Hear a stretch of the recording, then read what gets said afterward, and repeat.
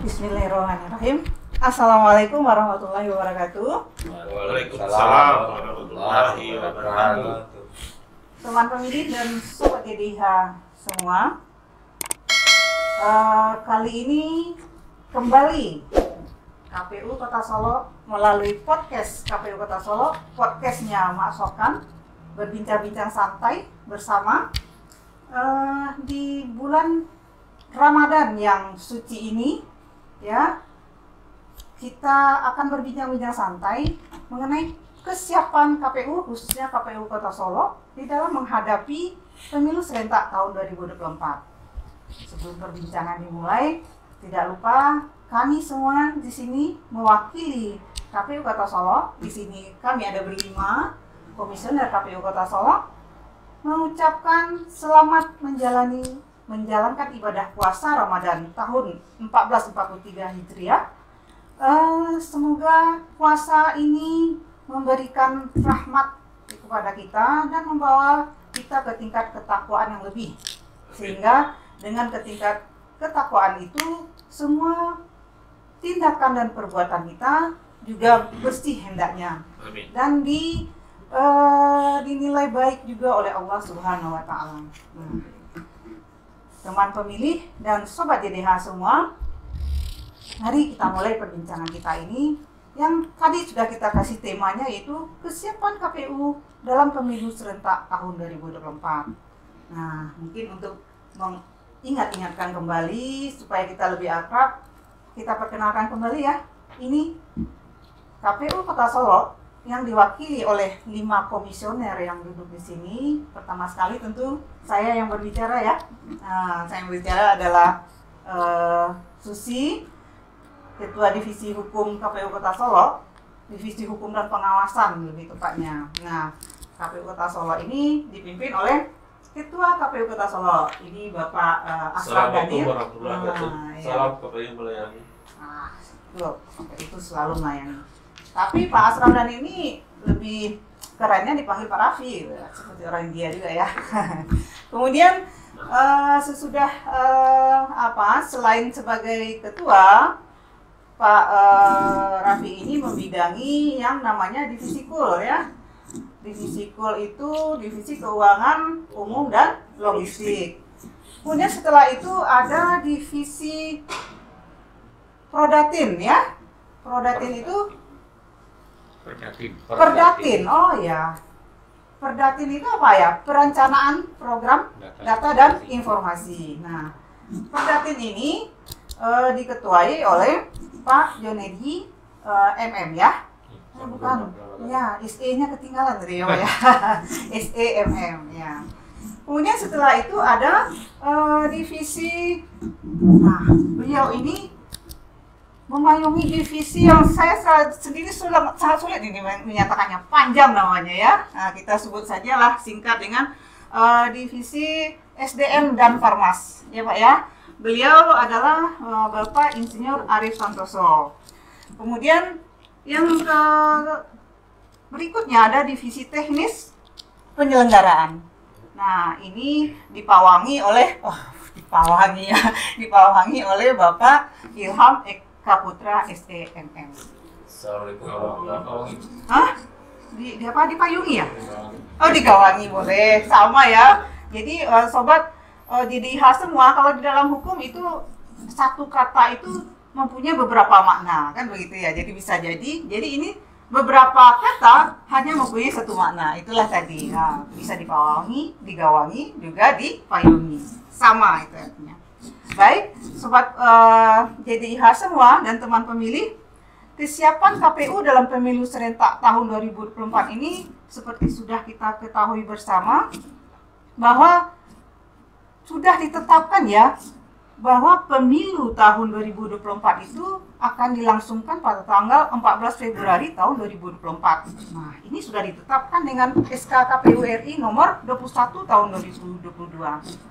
Karena sudah ditetapkan, ya tentu dong kita harus tahu bagaimana tentang kesiapan untuk menghadapi pemilu tersebut. Nah, mungkin untuk yang pertama ini kita tanya ini yang bidang yang paling berkompeten terhadap itu tentang ini bagian cool ya. Nah, bagian cool ini yang langsung digawangi tadi ya oleh Ketua KPU, dalam hal ini KPU Kota Solo. Mungkin kita minta deh Pak Raffi bisa menerangkan sedikit terhadap teman pemilih dan sobat jadi kita. Ya. Terima kasih Bu Susi dari Ketua Divisi Hukum dan Pengawasan Kota Solo dan masyarakat Kota Solo yang kami cintai, bahwa dimulai dengan rapat dengar pendapat antara DPR RI dalam hal ini Komisi 2, kemudian juga KPU, Bawaslu, dan DKPP, dan juga pemerintah dalam hal ini Mendagri, bahwa telah sepakat untuk melaksanakan pemilu tahun 2024 itu adalah 14 Februari 2024. Seperti apa yang disampaikan oleh Bu Susi, bahwa sudah dikeluarkannya keputusan KPU RI bernomor 21 tahun 2022, maka KPU tentu telah mempersiapkan secara keseluruhannya, termasuk regulasi, persiapan regulasi. Sekarang sudah banyak PKPU yang telah menjadi draft yang sedang uji publik, dan juga ada yang sudah masuk ke Kementerian Hukum dan HAM untuk ditandatangani sehingga menjadi legal dan akan ditetapkan menjadi PKPU nantinya, termasuk tentang tahapan, program, dan jadwal daripada kegiatan pemilu 2024. Kemudian bagi KUL, tentu ini persiapan yang sangat sinergis dengan Prodata atau Perdatin mengenai anggaran tentunya, dan juga dengan hukum mengenai regulasi, dengan sosialisasi juga bagian Parmas, juga dengan teknis tentunya. Kita sinergis seluruhnya untuk mempersiapkan ini. Bapak Ibu sekalian, masyarakat Kota Solo yang kami cintai, ada hal-hal yang sangat telah dilaksanakan oleh KPU Kota Solo, yaitu berkoordinasi. Kita juga, kami KPU Kota Solo sudah berkoordinasi dengan pemerintah daerah Kota Solo. Dalam hal ini tentu Pak Wali Kota dan Pak Wakil Wali Kota melalui Kesbangpol. Kemudian juga kita koordinasi dengan Pak Sekda. Kemudian kita koordinasi dengan DPRD melalui Bu Hajah, Ketua DPRD Kota Solo. Dan kita juga tentu dalam koordinasi ini kita berbincang-bincang dan menyampaikan draft daripada program tahapan dan jadwal kepada Pemda Kota Solo. Demikian Bu Susi, dan tapi yang sangat penting adalah beberapa hal yang kita sudah simulasikan di tingkat pusat. Dalam hal ini nanti juga PK mungkin bisa menjelaskan, dan juga kita sudah pemutaran data berkelanjutan yang sekali 3 bulan kita rapat koordinasi, dan nanti juga akan dijelaskan oleh Pak John tentunya, dan juga tentang sosialisasi yang sudah kita rancang bersama. Tentu kalau misalnya pandemi ini masih berlanjut, kita mesti merancang sosialisasi yang sifatnya non tatap muka. Nanti juga nanti akan juga disampaikan oleh Pak Arif tentunya. Demikian Pak Bu Susi dan masyarakat Kota Solo, kita tetap semangat untuk pemilu 2024. Nah, begitu kan ya sobat pemilih, sobat JDH dan teman pemilih. Ketua kita itu aja udah semangat ya. Jadi kita semua juga memang harus semangat. Nah, kalau tadi memang diperbincangkan dalam sebelum tahapan masuk ya, menurut sesuai dengan dengan undang-undang dan peraturan KPU. Tetapi sudah ada ya tahapan yang sudah berjalan saat ini. Tadi seperti yang dikatakan Ketua adalah data pemilih yang selalu dimutakhirkan. Nah, ini ya bukan tahapan itu ya. Jadi jadi itu bukan termasuk di dalam tahapan, tetapi itu adalah suatu program yang harus dilaksanakan, begitu ya. Nah, hal ini memang langsung dipayungi ini ya.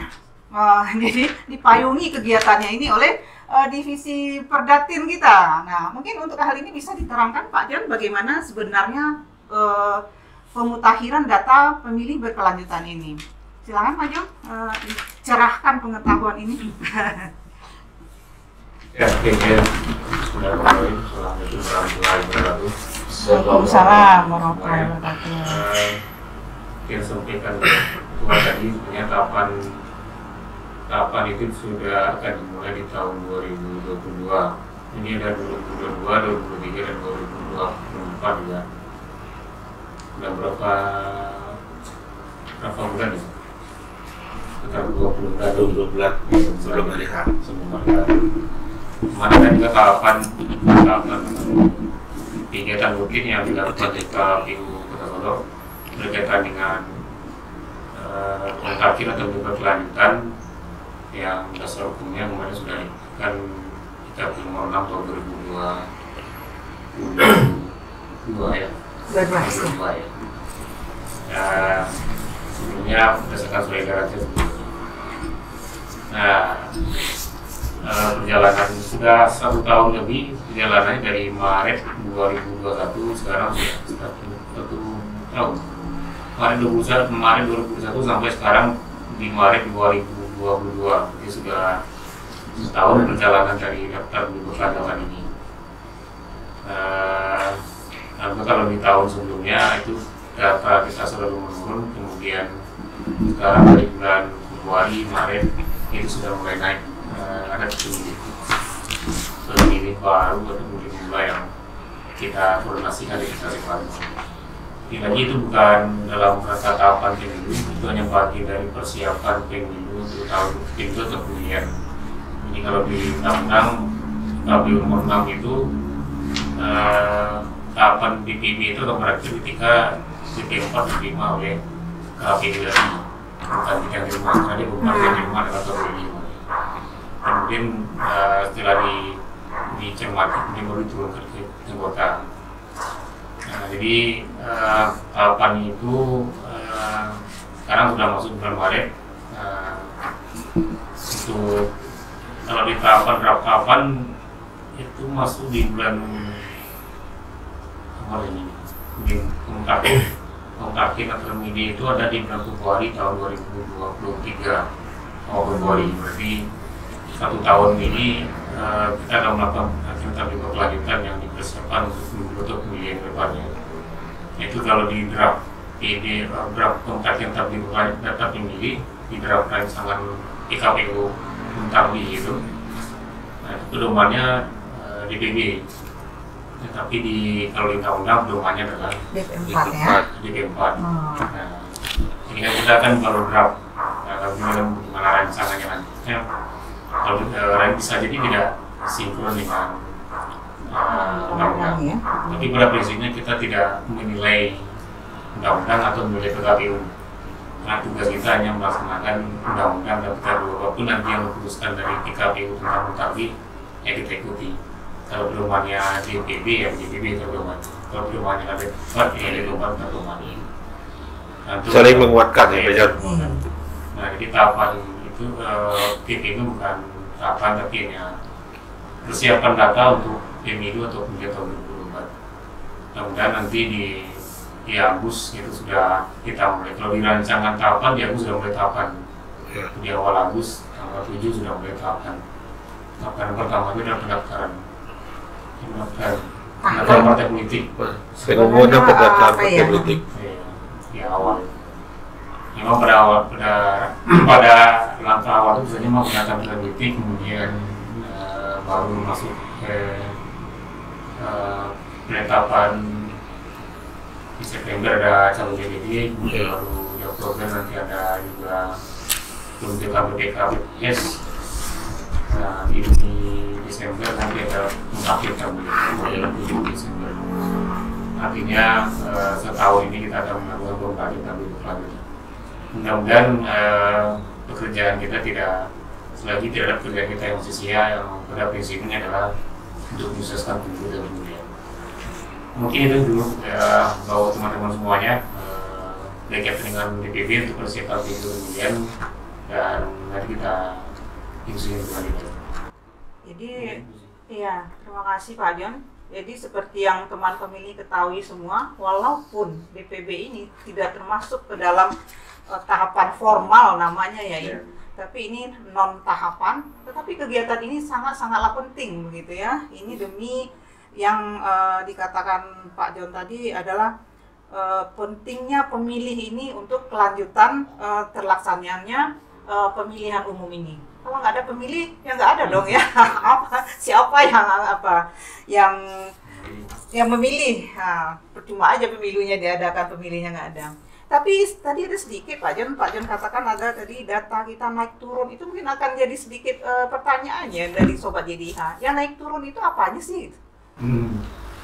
Jadi kalau di tahun 2021 kita turun beberapa banyak masyarakat yang TNS seperti meninggal, jadi lebih cenderung datanya turun di bawah. Begitu. Tapi tidak minus dari 49118 ini. Nah, sekarang sudah di awal tahun ini koordinasi kita dengan pihak sekolah, datanya naik. Artinya banyak pemilih muda yang kita masukkan dalam bulan terakhir ini. 49118 itu daftar pemilih tetap DPT Pilkada ya? DPT Pilkada. Terakhir ya, pemilihan terakhir. Jadi ada nampak kecenderungan pemilih kita ini meningkat gitu ya Pak John ya? 49627 hasil koordinasi kita yang terakhir kemarin ya Pak. Oh yang rekap ya. Jadi begitu Sobat JDIH, memang pemilih ini memang yang sangat penting ya di antara terlaksananya penyelenggaraan pemilu ini. Tapi untuk terselenggaranya pemilu ini tentu saja harus ada pesertanya, begitu ya. Siapa yang menjadi peserta dari pemilu ini? Nah, yang disebut sebagai peserta pemilu itu adalah partai politik. Nah, mungkin untuk menjadi peserta pemilu ini di undang-undang diatur partai politik itu harus terdaftar dulu begitu. Ini bagaimana prosedurnya sebenarnya untuk itu? Mungkin di dalam peraturan belum ditetapkan oleh KPU. Namun sudah ada draftnya yang keluar ya Pak Ika ya. Draft bagaimana peserta pemilu ini bisa terdaftar sebagai peserta. Nah, ini mungkin akan lebih lanjut Pak Ika bisa menerangkan dengan cara yang lebih singkat mungkin kepada teman pemilih dan Sobat JDIH kita. Terima kasih Bu Lucy. Assalamualaikum warahmatullahi wabarakatuh. Waalaikumsalam. Rekan saudara KPU Kota Solo yang saya hormati, tentunya sahabat pemilih dan juga sahabat JDIH ya. Sobat JDIH. Teman pemilih. Dan teman pemilih di Kota Solo tentunya, dan juga di mana saja berada yang bisa menyaksikan tayangan kita pada hari ini. Tentu hari ini adalah dari keseriusan kita sebagai penyelenggara pemilu KPU Kota Solo tentunya dalam rangka kita mempersiapkan diri dan juga menyongsong pemilu 2024 yang tadi sudah disampaikan oleh pembicara sebelumnya, bahwasanya KPU RI telah menetapkan hari tanggal pemilihan umum itu adalah tanggal 14 Februari 2024 sebagaimana yang tertuang dalam keputusan KPU nomor 21 tahun 2022. Sebagaimana tadi Bu Susi singgung mengenai elemen yang ada dalam pemilu itu, salah satunya tentu ada peserta pemilu yang akan menjadi kontestasi nantinya yang menjalani semua tahapan telah ditetapkan oleh KPU, walaupun tahapan pemilu 2024 pada saat ini sudah dibuat rancangannya berupa draft PKPU yang mana ini akan ditetapkan nanti oleh KPU RI berupa peraturan KPU tentang tahapan jadwal penyelenggaraan pemilu 2024, termasuk juga peserta pemilu dan juga diatur dalam jadwal tahapan tersebut sebagaimana dalam draft yang sudah diturunkan oleh KPU Republik Indonesia. untuk pendaftaran peserta pemilu, yaitu pendaftaran, verifikasi, dan juga penetapan partai politik nantinya sebagai peserta pemilu, sebagaimana dijadwal itu dilaksanakan dimulai pada bulan Juni 2022. Itu rancangan jadwal ya. Rancangan. Ya, artinya kalau kita hitung dari hari ini sudah tanggal 4 April ya, bulan April, tentu tidak berapa bulan lagi. Ini tahapan pendaftaran dan juga verifikasi partai politik itu sudah kita mulai. Kalau itu memang tahapannya dilaksanakan di bulan Juni nantinya, itu banyak persiapan yang akan disiapkan oleh partai politik tentunya sebagai calon peserta pemilu tahun 2024 yang akan ikut nanti menjadi peserta pemilu, sebagaimana di dalam rancangan draft peraturan KPU yang sudah diturunkan juga oleh KPU RI, yang sebagaimana peraturan sebelumnya, yaitu peraturan KPU nomor 6 tahun 2018 tentang pendaftaran, verifikasi, dan penetapan partai politik serta pemilu, bahwasanya diatur mengenai syarat ataupun ketentuan dalam pendaftaran nantinya, baik itu di tingkat pusat, di tingkat provinsi, dan juga di tingkat KPU kabupaten kota. Kita sebagai penyelenggara pemilu nanti, KPU tentu akan menerima pendaftaran dari peserta pemilu khususnya di wilayah KPU Kota Solo. Itu banyak persiapan administrasi dan juga persiapan untuk terpenuhnya atau partai politik tersebut telah memenuhi syarat sebagai peserta pemilu. Tentu yang sesuai dengan ketentuan yang sudah diatur oleh baik itu undang-undang ataupun peraturan KPU. Yang jelas peserta pemilu tentunya sudah terdaftar di Kementerian Hukum dan HAM, dan ini sudah dilaksanakan oleh tingkat pusatnya, di tingkat daerah dan juga tingkat provinsi tentu melengkapi juga berkas dokumen yang dibutuhkan atau yang dilengkapi pada saat pendaftaran, termasuk juga syarat keanggotaan. Syarat keanggotaan partai politik itu juga harus diserahkan pada saat pendaftaran. Dan juga tadi sudah disinggung bahwasanya dalam pendaftaran nanti juga kita mengacu kepada peserta pemilu tahun 2019 itu juga partai politik tetap menggunakan dengan aplikasi Sipol. Sipol.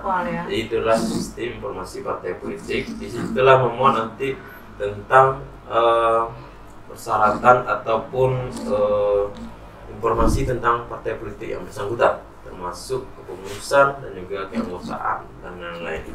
Nah, ini sampai hari ini tentu ini masih kita diskusikan di tingkat KPU Kota Solo tentunya dengan teman-teman sebelum nanti keluar peraturan KPU yang ditetapkan oleh KPU RI. Memang dalam menyongsong pemilu 2024 ini KPU Pusat telah beberapa kali melaksanakan simulasi dan juga melaksanakan sosialisasi terhadap tahapan yang kita hadapi, termasuk juga tahapan pendaftaran partai politik dan juga tahapan penataan daerah pemilihan dan delegasi kursi, termasuk juga desain surat suara yang mana ada dua rancangan, ada dua pertama itu dengan dua jenis surat suara, dan yang kedua jenisnya ada tiga jenis surat suara.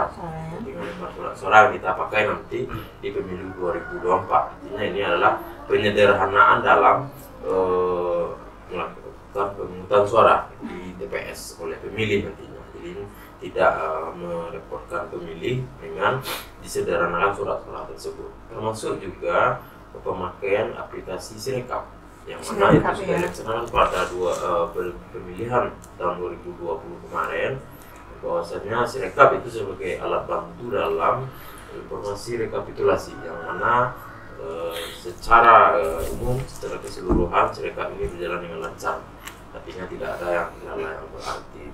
Karena untuk 2024 nanti dalam pemilu ini juga akan memakai aplikasi Sirekap, yang mana itu juga memudahkan pekerjaan DIH oleh KPPS tentunya. Barangkali itu posisi, termasuk juga KPU sudah beberapa kali melaksanakan simulasi pemungutan dan penghitungan suara yang itu dilaksanakan oleh KPU RI, artinya menghitung durasi satu orang pemilih itu berapa, dan juga Bapak Ibu menghitung berapa lamanya dalam menghitung suara, merekap dari hasil suara tadi. Barangkali itu Bapak Ibu rekan dan juga sahabat pemilih, sobat DIH di mana saja berada, tentang persiapan kita secara kelembagaan dan juga secara divisi, khususnya divisi teknis penyelenggaraan, yang mana tahapan yang akan kita hadapi nanti menyongsong pemilu 2024. Iya. Terima kasih BK. Namun tadi ada sedikit untuk di tingkat pusat itu kan tadi ada untuk peserta pemilu ini pusat tadi menentukan partai-partai itu sudah terdaftar apa tidak gitu ya. Nah, peran yang di kabupaten kota, khususnya kita KPU Kota Solo ini, apakah mungkin nanti akan juga turun ke lapangan untuk diverifikasi secara faktual si partai-partai ini? Iya, benar yang disampaikan Bu Susi tadi. Secara berjenjang KPU RI nanti akan menurunkan surat keputusan partai politik yang sudah diserahkan oleh DPP pusat pada KPU RI terhadap kepengurusan di tingkat daerah dan juga keanggotaan. Secara tahapan kita akan melakukan verifikasi administrasi dan juga verifikasi faktual. Verifikasi administrasi tentu kita cek keabsahan dari administrasi yang diserahkan oleh partai politik, baik itu SK, keanggotaan, dan juga surat berkas-berkas yang lain.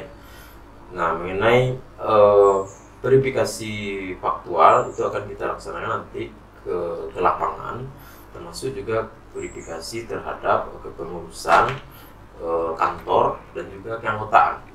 Sebagaimana itu kita lakukan pada pemilu 2019 kemarin terhadap peserta pemilu 2019, artinya terhadap kepengurusan dan juga keanggotaan akan kita lakukan verifikasi faktual di lapangan. Jadi ini nanti tergantung juga nanti bagaimana aturannya di PKPU nantinya ya PK ya, karena dari tetapkan. Nah tadi Sobat DIH dan teman pemilih semua tadi dikatakan juga, ada disinggung juga oleh Pak Eka bahwa ada Sirekap yang akan memudahkan tugas KPPS nanti mungkin ya. Nah mungkin teman pemilih dan Sobat DIH bertanya KPPS ini apa, siapa sebenarnya? Nah, ya. KPPS ini adalah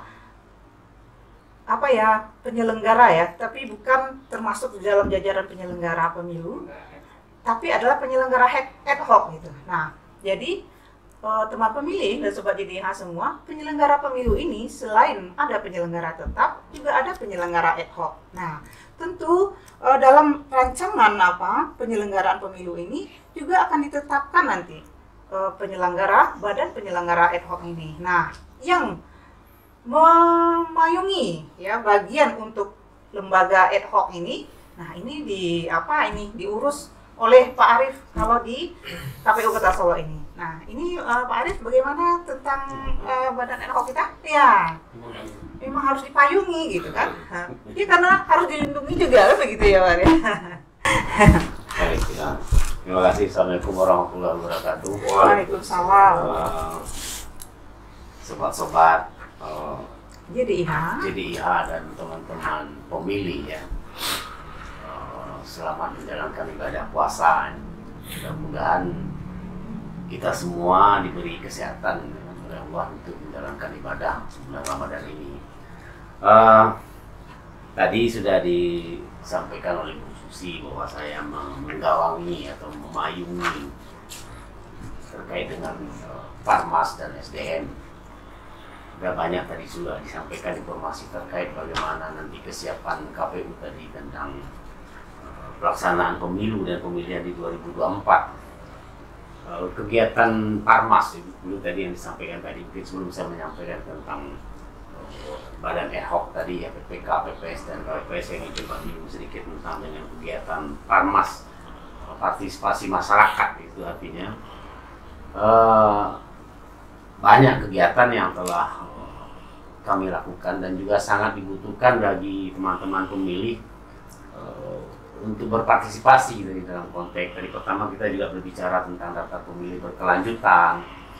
Itu sangat perlu dan sangat dipentingkan partisipasi masyarakat dalam hal ini, terutama bagi dari dalam berjalannya daftar pemilih berkelanjutan itu ada beberapa hal yang mungkin yang diproses di situ terhadap data pemilih itu, termasuk pindah keluar, dan itu tentu kita butuh partisipasi masyarakat juga dalam hal ini untuk dengan sadarnya kalau ada yang melakukan pindah atau yang masuk melaporkan dalam hal ini dalam konteksnya tentu tingkat kelurahan dan juga yang paling penting ke Dukcapil untuk melaporkan itu. Itu hal-hal yang membuat data kita nanti di saat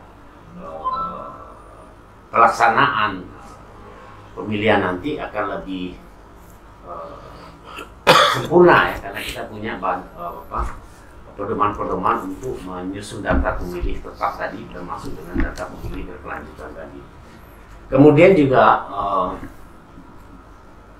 kegiatan sosialisasi yang dilaksanakan oleh KPU Kota Solo dan jajarannya secara berjenjang juga. KPU RI telah melaksanakan beberapa kegiatan sama tadi yang disampaikan oleh divisi teknis terkait dengan pelaksanaan simulasi ya, karena memang pelaksanaan pemilu dan pemilihan 2024 ini, khususnya pemilu itu tadi disampaikan bahwa telah dilakukan simulasi terhadap 2 jenis surat suara dan 3 jenis surat suara, dan juga pada simulasi itu bukan sekedar bagaimana mencoblosnya ya, nanti di dalam situ kalau untuk 2 itu rancangannya di situ, di dalam yang pertama itu ada Presiden dan DPR plus DPRD. Nah, kemudian yang kedua termasuk di situ provinsi dan kabupaten kota. Dan ada yang 3 surat suara. 3 surat suara itu ada yang Presiden, DPR, dan DPR. DPR. Kemudian yang satu DPD. DPD berdiri sendiri. Kemudian DPR provinsi dan kabupaten kota. Itu 3 jenis. Bukan sekedar itu juga, jadi dalam kegiatan itu para pemilih yang di waktu simulasi itu dicoba ditanya mana yang lebih suka memilih dia di antara 2 jenis itu.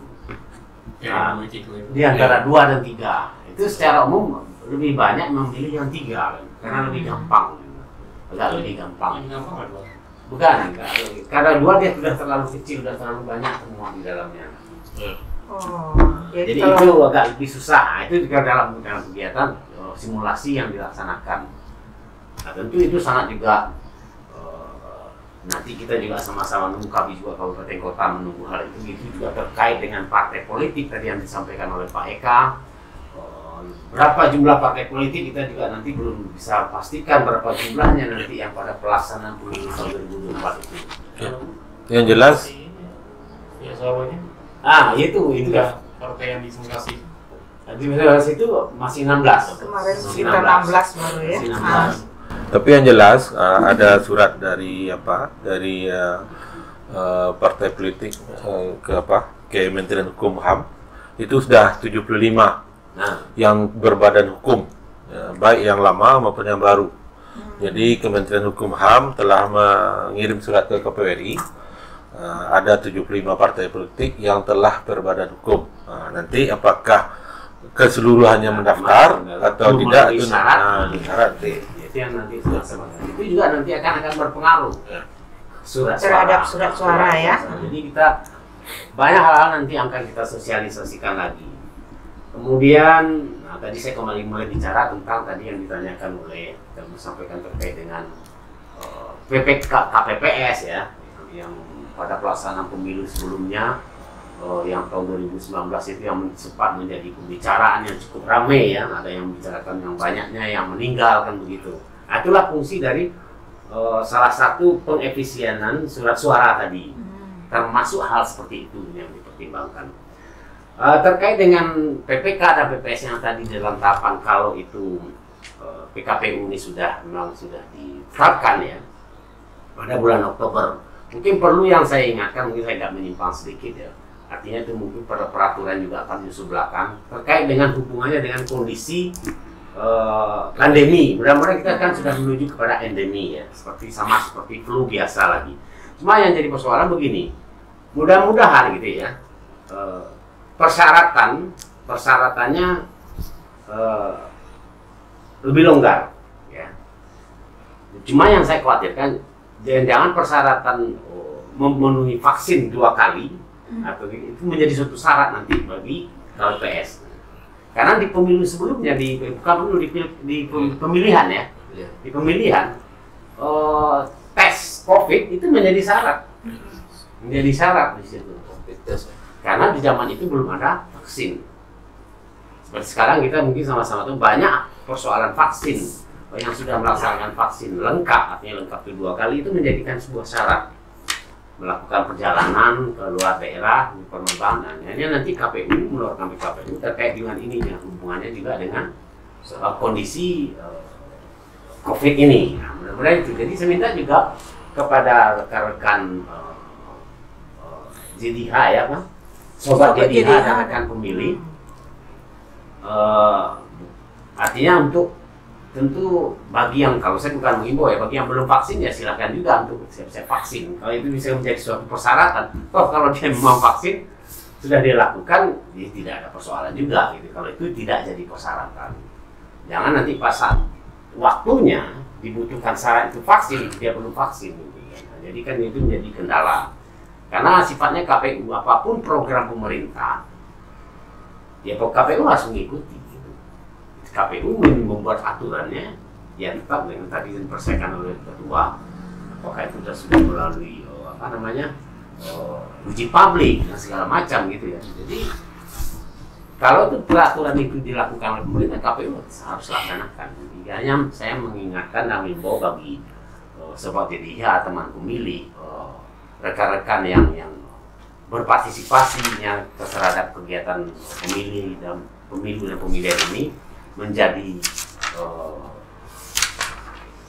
bagian dari KPU, itu dari penyelenggara ad hoc ya, untuk bersiap-siap juga terhadap hal itu. Mungkin aja informasinya Bu ya. Ya, terima kasih. Assalamualaikum warahmatullahi wabarakatuh. Waalaikumsalam warahmatullahi wabarakatuh.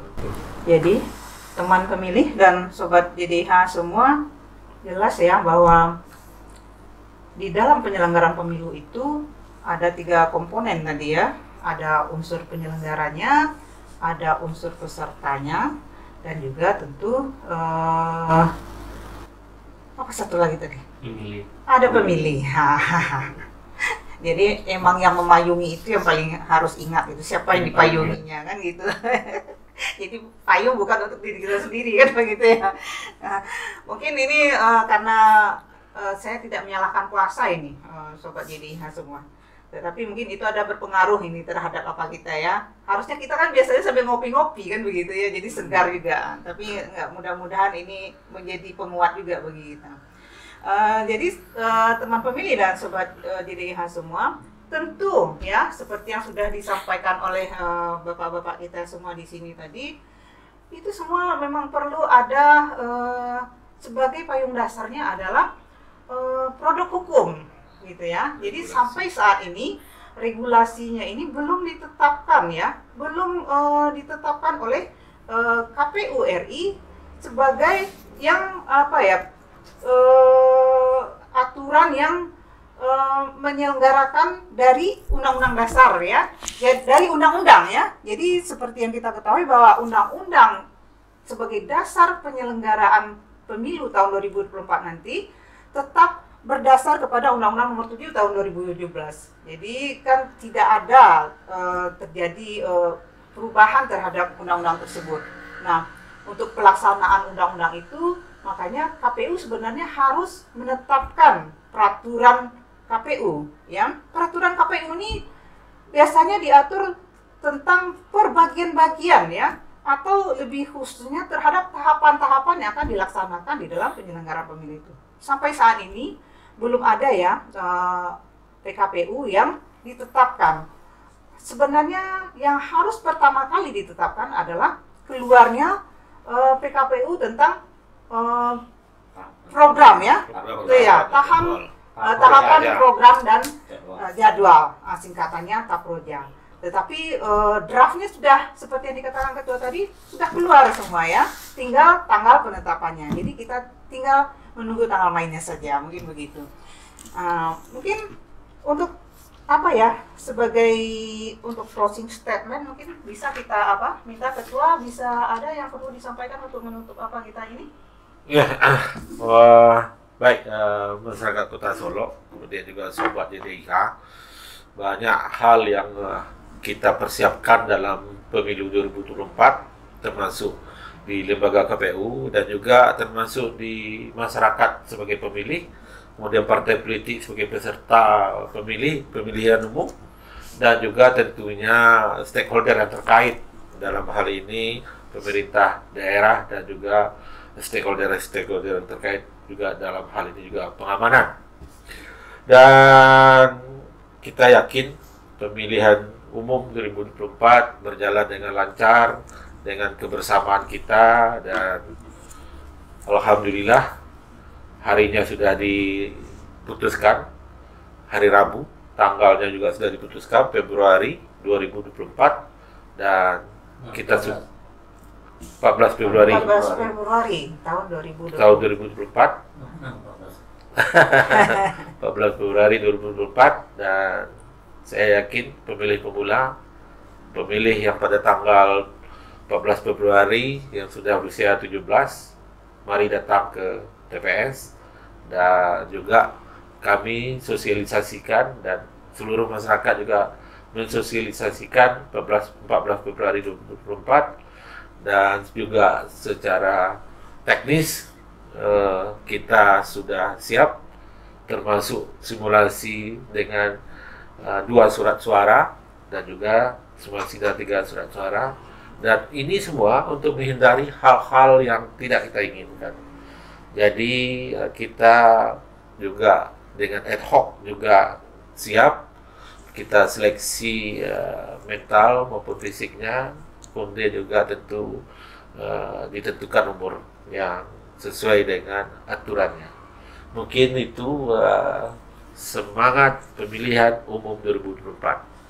Ya, terima kasih Ketua. Mungkin rekan-rekan yang lain masih ada mau menambahkan? Pak John? Ada yang menarik ya. Masa kerja PPKPS ini lebih dari 1 tahun. Oh ya, bagaimana ini apa? Itu dirancangkan ya? Kalau pemilu atau pemilihan itu paling lama kan 9 bulan. Iya, paling lama. Keduanya dirancangin dari 14 Januari sampai dengan 13 April. Ya, ini kan dia kan lebih dari 1 tahun masa kerja dari PPK dan PPS. Ini kan berbeda dengan pemilu sebelumnya. Biasanya 7 bulan menjelang hari pemungutan suara, mungkin 2 bulan setelah hari pemungutan suara. Kalau PPS kan 1 bulan setelah hari pemungutan suara, PPS hanya 2 bulan. Kalau ini cukup panjang masa kerja. Ya. Mungkin perlu juga ini. Selain masa kerja juga kita dengar ini Pak Arief bahwa ininya apa namanya? Bersambung.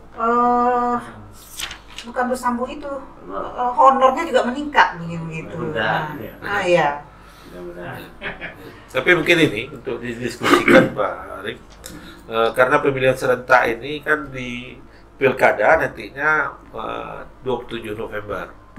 Jadi setelah ada gesekan tahapan yang beririsan, ya, yang memerlukan ad hoc yang sama. Mungkin seperti itu, makanya diperpanjang. Mungkin seperti itu. Tapi nggak tahu lah apanya. Ketika daring bagaimana itu, Pak Aris? Ya. Baik ini, jadi terhadap PPK PPS ya, yang masa kerjanya pada 10 bulan ya. Ini mungkin disebabkan juga karena pelaksanaan pemilihan serentak ini mulainya juga kita lihat tahapannya itu di 2024 itu di awal 2024 dan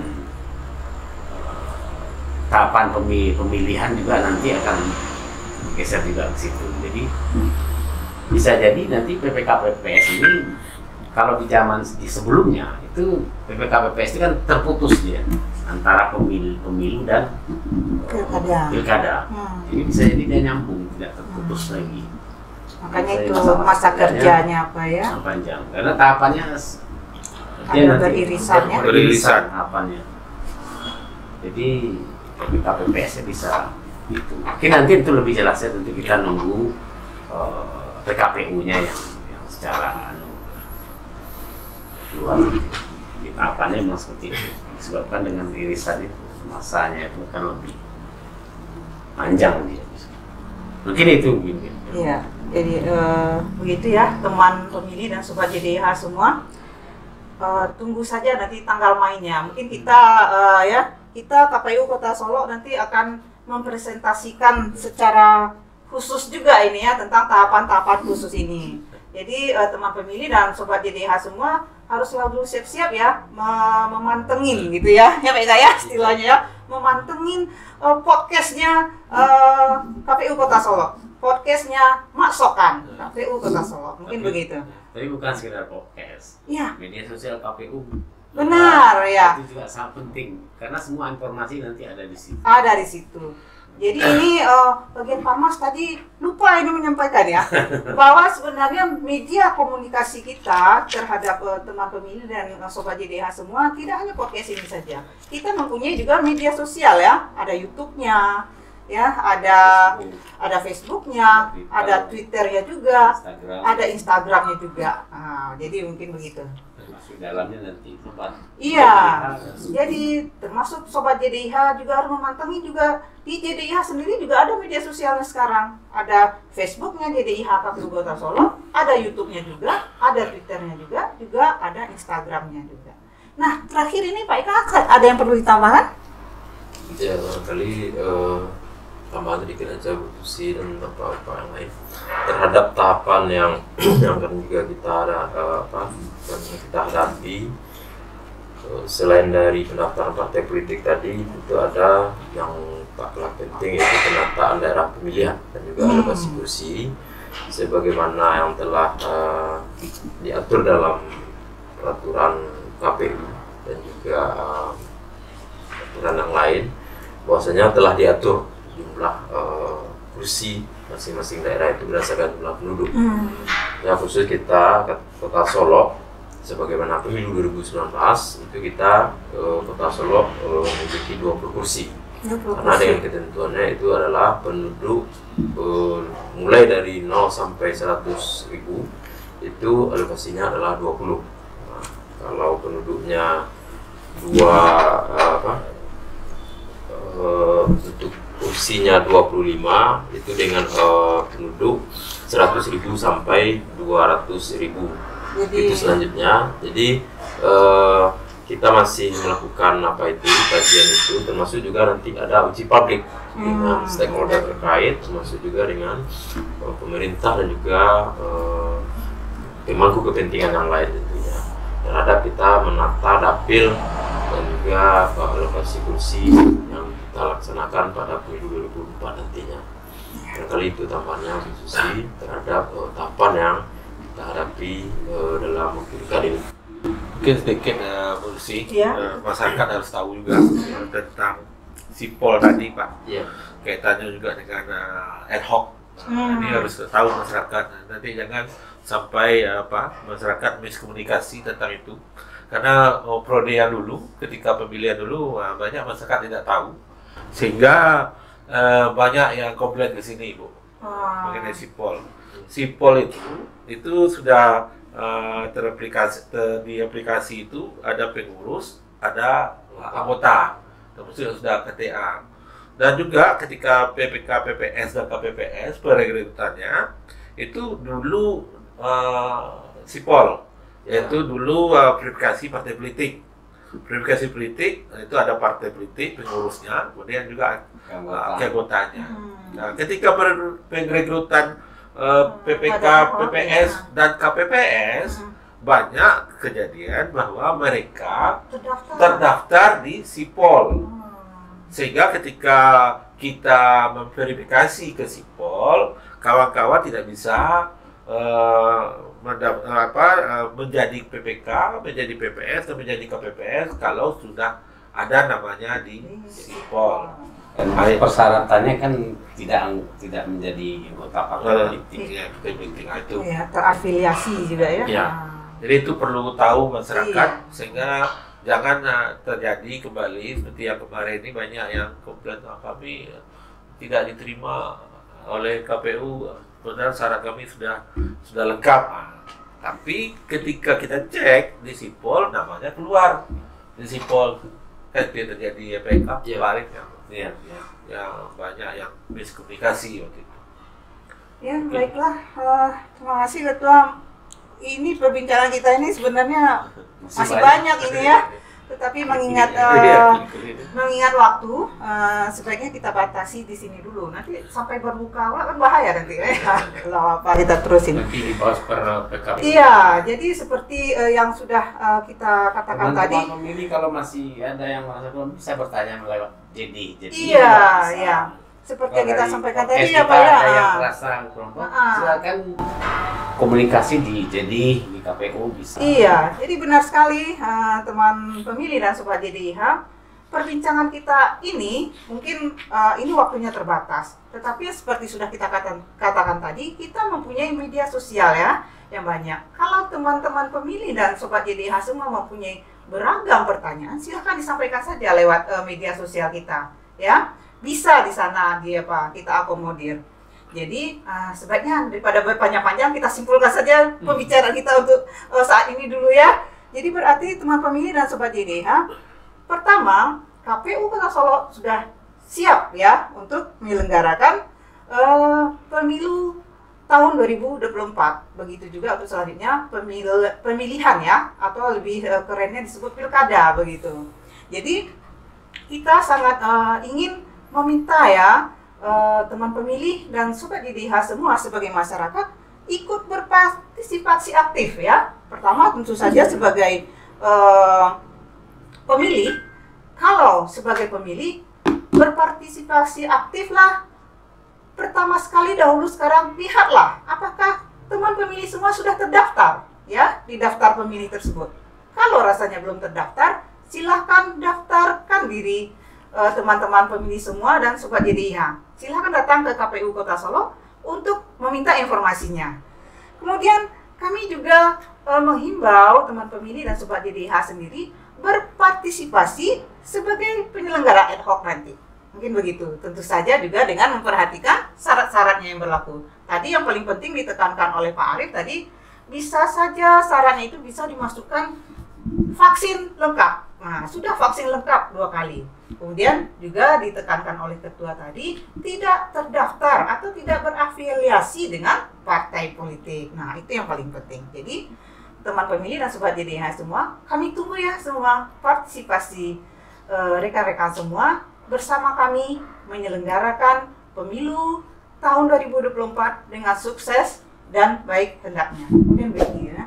Jangan lupa sekali lagi, kalau ada saran, pendapat, dan pertanyaan, silakan sampaikan ke media sosial kami, media sosial yang ada di KPU Kota Solo.